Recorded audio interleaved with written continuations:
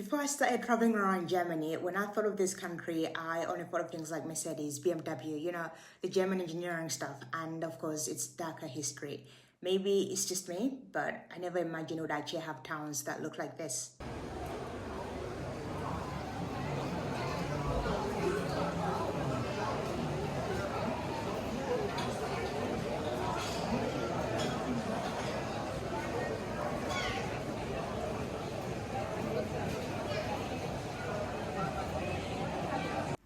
Now, don't get me wrong, I knew that in the past they might have had towns like this because this style of buildings is from the medieval ages. But due to the wars, I thought maybe most of these buildings were damaged in Germany. And over time, some towns replaced them with other style of buildings. And in some towns, I would see a street or two with this style, but not a whole old town having a majority of half-timbered houses. And what's even crazy is that I've heard of Colmar so many times having this half-timbered house charm, but I've never heard of this town until I started this German tour. And this town is called Bernkastel Kues. I hope that's how it's pronounced. It's in West Germany, in the state of Rhineland, Palatinate. I also have videos of other towns and cities in this state, so check them out if you're interested. I'm sorry, I'm going to butcher a lot of names in this video. So this state of Rhineland Palatinate is famous for wine and it produces most of German wine. It has a lot of these fairytale storybook looking towns, and to be honest with you, when I was in this town, it felt so unreal. That's how charming it is. And to be honest with you, Bernkastel felt more surreal than a storybook or animation because when you see houses that lean or bend in animation, it's usually an exaggeration to create some kind of effect. But this is real. It's real life and it's centuries old. And it's still standing. And this is home to a lot of people. Some people grew up in this town and these streets are filled with their memories. And one thing I learned from Bernkastel is that reality sometimes can be more enchanting than anything we could dream up. Because this place was just so magical to me. This is the market square. It's right in the heart of the old town. I'm surprised that this town hasn't been a reference point for a lot of media the way Colmar in France has been.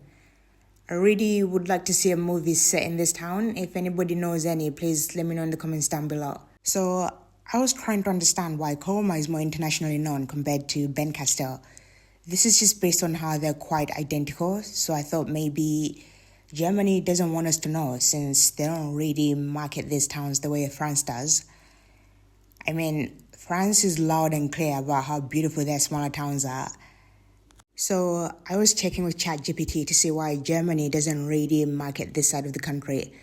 And one point that made a lot of sense is that with what happened between 1939 till 1945, I'm sure you know exactly what I'm talking about. Basically, Germany had to be really careful with how it presented its culture. Showcasing pride of its traditions could have unintentionally triggered the wrong kind of nationalism associations. So this is compared to countries like France. To avoid this, Germany marketed more of its manufacturing and modern side, and it worked. It's exactly what I know it for. And I would say it's the same for a lot of people. I mean, let's be real, you'd know Germany for its engineering compared to towns like this. Bernkastel itself is quite touristy. It has a lot of tourist shops, restaurants, but I have to say I think most of the tourists though, they could have been German because most of the people were speaking German. I mean, I did hear some English here and there, but the majority was speaking German. So I think most of the visitors are from other parts of Germany. Again, I'm just basing this on language since a lot of people are speaking German. Or it could be that they're from Switzerland or Austria, since they also do speak German there. I could also see that Germany or these small towns don't have the need to market themselves on an international scale because Bernkastel, for example, is already very busy and they seem to be making a lot of money from wine sales. So probably this leads to lack of visibility internationally. I mean, when I was doing research in this town, I found out that it's quite famous among wine lovers, but to average people like me, not so much. I haven't really seen a lot of international content creators make a lot of content for small towns like this for Germany. It's usually the big cities like Hamburg, Berlin, and of course Oktoberfest. Since international tourists are also the ones most likely to vlog in English, that's probably why I don't hear much about this, because I do live in the English-speaking world, and most of the content I'm exposed to is in English. Even though it's busy in summer, I think it's still not bad type of busy. So if you plan to visit this town, I still think summer is the best time to visit. I just loved seeing the flowers on the buildings, the grapevines on the buildings. Winter, it just won't look the same. The flowers will be looking dead. And in my opinion, I think the flowers do give it that extra charm. I'm sure it will still look beautiful in winter with the Christmas markets and all.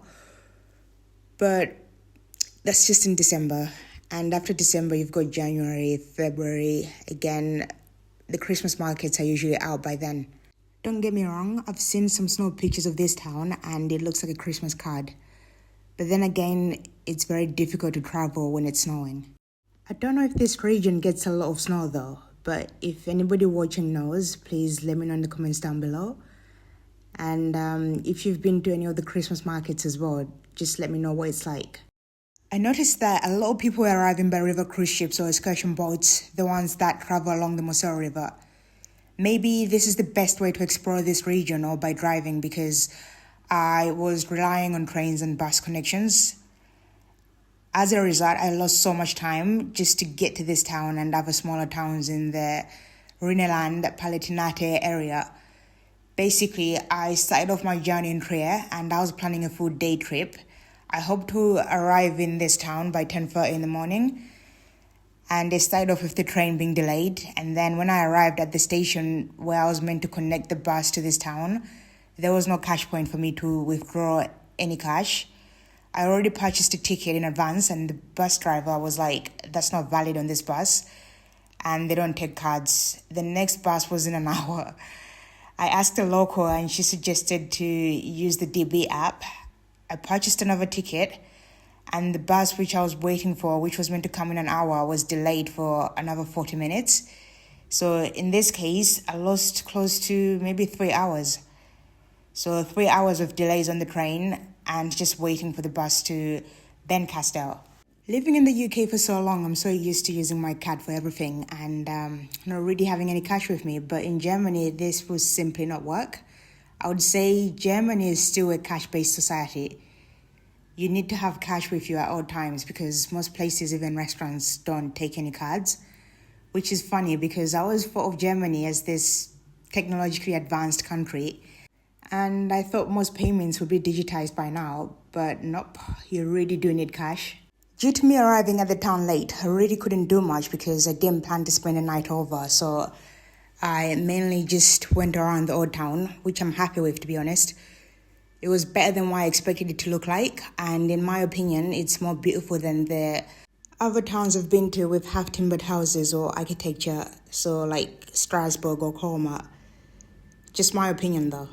As I said, this region produces most of German wine, and this town is actually surrounded by vineyards. As you go around the town, you will see a lot of grapevines, so the town has a wine culture. Many wine shops in the old town do have shops where you can actually sample the different types of local wine. So from dry to sweet. I don't drink wine, so I couldn't really go to any of the shops knowing that I wouldn't buy anything. But just know it's available if you like wine. Also, they have a wine festival in summer, and if you want to visit, you could visit during the festivals. This way you will have a wide variety of activities and samples. They have wine estates as well that offer wine tasting services. And there is a wine museum. It was actually closed when I was there. They have hiking routes where you can see panoramic views of the vineyards and the town. You can also find a puppet and clock museum with a collection of 200 dolls and teddy bears. They also have like over 60 clocks. Another thing you could do is ride the panorama train. It's a 45-minute guided ride. So it goes through the town streets and the vineyards. It shows you important landmarks like the wine museum, churches, and more. So if you don't want to do a lot of walking, then this is a really good option. You can find most of the information on the Bernkastel Kues website on how to book most of the activities or check the dates for upcoming events. You could explore the medieval gate and castle ruins. The gate is called the Grange Gate. It's the last surviving medieval city gate in the town. So Bernkastel used to have several fortified gates as part of its medieval town wall, but over the centuries, most were demolished. And now the gate actually houses a local history museum. The castle is called the Landshut Castle. It sits high on the hill, directly above Bernkastel. To get there, you can hike. I'm not really a hiker, so I will be enjoying most of the German castles from the ground. If you don't know, most German castles are on a hill. This was tactical because being on a hill made the castle much harder to attack.